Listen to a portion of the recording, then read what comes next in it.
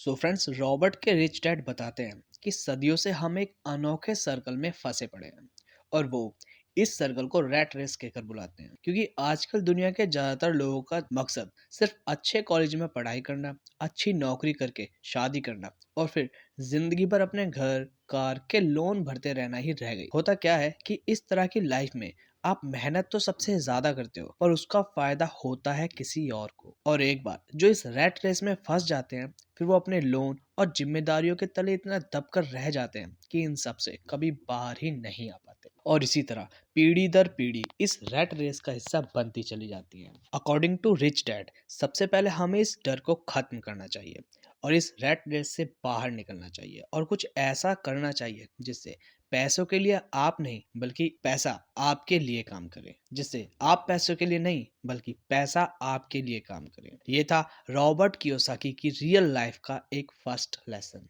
Actually ये story है America के राइटर रॉबर्ट कियोसाकी के खुद की लाइफ की, जिसमें उन्होंने अपने दो पिताओं को एक्सप्लेन किया है, जिसमें एक उनके असली पिता हैं जिसमें उन्होंने उनको पुअर डैड का टाइटल दिया है, और दूसरे उनके मुंह बोले पिता जो कि असल जिंदगी में उनके दोस्त के पिता हैं जिन्हें उन्होंने रिच डैड का टाइटल दिया है। एक्चुअली उनके रियल डैड बहुत ही ज्यादा पढ़े लिखे होने के साथ साथ मेहनती और टीचर की जॉब करते थे और साथ ही फाइनेंशियली कमजोर भी थे, इसीलिए उन्होंने अपने डैड को पुअर डैड का टाइटल दिया। वहीं दूसरी ओर उनके दोस्त के पिता रिच डैड, जो कि हकीकत में उनके फ्रेंड के डैड थे, वो सिर्फ 8वीं क्लास तक पढ़े हुए थे पर फाइनेंशियल एजुकेशन स्ट्रांग होने की वजह से वो अपने शहर के सबसे अमीर बिजनेसमैन में से एक थे, इसीलिए रॉबर्ट उन्हें रिच डैड कहकर बुलाते हैं। इस पूरी कहानी में रॉबर्ट के रिच डैड अपनी 30 सालों की मेहनत के वो 6 इंपॉर्टेंट लेसन जो उन्होंने कड़ी मेहनत करके 30 सालों में कमाए होते हैं, जो कि लाइफ में अमीर बनने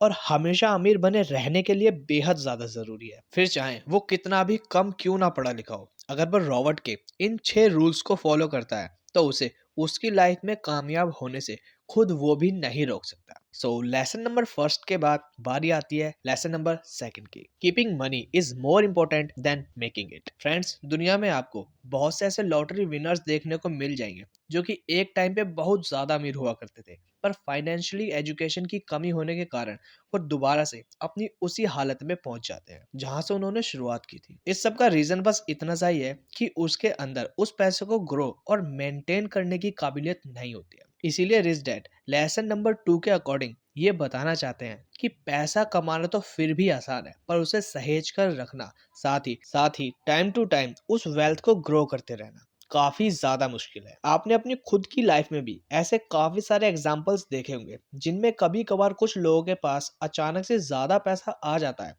तो वो इतना बौखला जाते हैं कि अपने शौक मौज में ही सारे पैसे बर्बाद कर देते हैं, बजाय ये सोचे कि उन पैसों को किस तरह से और भी ज्यादा किया जाए। यही वो रीजन है जिसके चलते वो दोबारा से अपनी उसी कंडीशन में पहुंच जाते हैं। Lesson number 3, get in your business along with your job. So friends, according to Rich Dad, अगर किसी भी इंसान को उसके पसंद की जॉब मिल जाती है तो वो अपनी पूरी जिंदगी उसी जॉब के सहारे काटने का मन बना लेते हैं। पर अगर आप चाहो तो दुनिया में ऐसी कोई जॉब नहीं है जिसके बावजूद आप साइड बाय साइड कोई बिजनेस ना कर सको। अपने दिमाग में आने वाले आइडियाज के अकॉर्डिंग आप उन आइडियाज के थ्रू किसी भी बिजनेस में महारत हासिल कर सकते हो, या फिर जॉब करने के साथ साथ आप कुछ ऐसे एसेट या फिर सोर्स ऑफ इनकम को क्रिएट कर सकते हो जो फ्यूचर में आपको एक अच्छी इनकम ऑफ सोर्स दे सके, जिसमें कुछ आइडियाज बुक में ही मौजूद हैं, जैसे न्यू बिजनेस आइडियाज क्रिएट करना, स्टॉक मार्केट में इन्वेस्ट करना, रियल एस्टेट में इन्वेस्ट करना और कुछ प्रॉफिटेबल प्रॉपर्टीज को खरीदना शामिल है। Lesson number 4, taxes are only for middle class and poors. अगर टैक्स लगने की स्टार्टिंग में अगर हम देखा जाए, जब सबसे पहले स्टार्टिंग में टैक्स लगता था तो टैक्स सिर्फ अमीरों पर लगाया जाता, जिस पैसे को सरकार इकट्ठा करके गरीब लोगों के ऊपर खर्च करती थी, जिससे उन दोनों के बीच का भेदभाव कुछ हद तक कम हो सके। धीरे धीरे समय बीतता गया और ये सिचुएशन बिल्कुल ही पलट गई, क्योंकि अमीर लोग अपने हथकंडों और जान पहचान को अपनाकर उस टैक्स से बच जाते हैं, जिस वजह से सरकारी खाते में सबसे ज्यादा टैक्स मिडिल क्लास और पुअर लोगों का ही जाता है। Lesson number 5, the rich invent money, जिसका पूरा और सीधा सा मतलब है यूनिक आइडियाज से जो कि दुनिया में मौजूद ही नहीं थे, वो लोग जो इन आइडियाज को फर्स्ट टाइम इस दुनिया में लेकर आए। Friends, Elon Musk, Jeff Bezos, mark Zuckerberg और भी ऐसे कई लोग हैं जो एक नए आइडिया के साथ बिजनेस लेके आए जिसके बारे में पहले कोई नहीं जानता था, और उसी आइडिया के बदौलत आज वो इतना सारा पैसा इन्वेंट कर पाए हैं। अभी भी काफी सारे ऐसे ऑप्शंस बचते हैं, आइडियाज बचते हैं। अगर आप भी फौरन एक्शन लो तो आप भी एक अपना बिजनेस एम्पायर खड़ा कर सकते हो। Lesson number 6, the rich learn all the time and know how to sell their ideas. So friends, दुनिया में आज बहुत सी ऐसी कंपनीज मौजूद हैं जो केवल अपने ब्रांड को बेचती हैं। ब्रांड को बेचने का मतलब ये है कि उनका प्रोडक्ट एक्चुअल में उतनी वैल्यू रखता ही नहीं है, उतनी कॉस्ट की वैल्यू रखता ही नहीं है जितने प्राइस वो पब्लिक से लेते हैं। एग्जाम्पल के तौर पर आप एप्पल को ही ले लीजिए। कोई भी एप्पल का फ़ोन जब न्यू रिलीज होता है तो 1 से 1.5 लाख और कभी कभार तो 2 लाख तक भी पहुंच जाता है। पर क्या सच में एक मोबाइल फ़ोन इतनी कॉस्ट की वैल्यू रख सकता है? चलो मान लेते हैं कि 2 लाख का फ़ोन 2 लाख की वैल्यू रखता है, बट रिलीज होने के कुछ ही टाइम बाद वही फ़ोन 1,20,000, 1,30,000, 1,40,000 रुपए में कैसे मिल जाता है? मतलब वही फोन 30 to 40% डाउन हो जाता है। और कई बार तो देखा गया है कि उनकी कॉस्ट सीधा हाफ हो जाती है। अब जरा सोचिए, किसी 2 लाख के फोन की वैल्यू सीधा 1 लाख रुपए अगर हो जाती है तो क्या कंपनी उस फोन को घाटे में बेच रही है? नहीं, वो कंपनी तब भी उस पर कुछ ना कुछ कमा रही है। तो सोचो, जब वो फोन 2 लाख रुपए का था तब उसने उस फोन पे कितना कमाया होगा। तो ऐसी कंपनीज अपनी ब्रांड बेचती हैं, अपना नाम बेचते हैं, ना कि अपना प्रोडक्ट की वैल्यू। आज उससे भी अच्छे अच्छे फोन आपको 50,000 की रेंज में मिल जाएंगे, बट फिर भी लोग आईफोन की तरफ ज़्यादा भागते हैं क्योंकि वो एक ब्रांड है।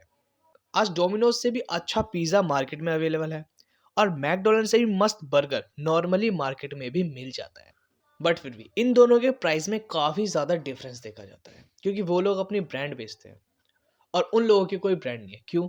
क्योंकि उनके पास आइडिया नहीं है कि कैसे अपने प्रोडक्ट को सेल कर सके, कैसे उस प्रोडक्ट को लोगों की नज़रों में यूनिक बना सके। और अमीर लोग यही करते हैं, उनको पता होता है कि अपना प्रोडक्ट किस तरह से सेल करना है, अपने आइडियाज़ को किस तरह से सेल करना है। वो हमेशा नए नए तरीके और नई नई स्कीम्स ढूंढते रहते हैं, सीखते रहते हैं और उन्हें इन्वेंट करते रहते हैं कि किस तरह से हम लोगों को अपने प्रोडक्ट की ओर अट्रैक्ट कर सकें।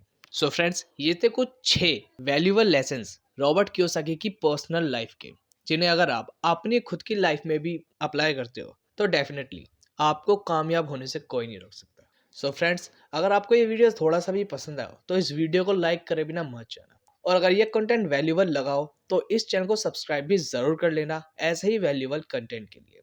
आई होप आपको वीडियो पसंद आया होगा। सो मिलते हैं एक और न्यू इंटरेस्टिंग वीडियो के साथ। So thanks for watching.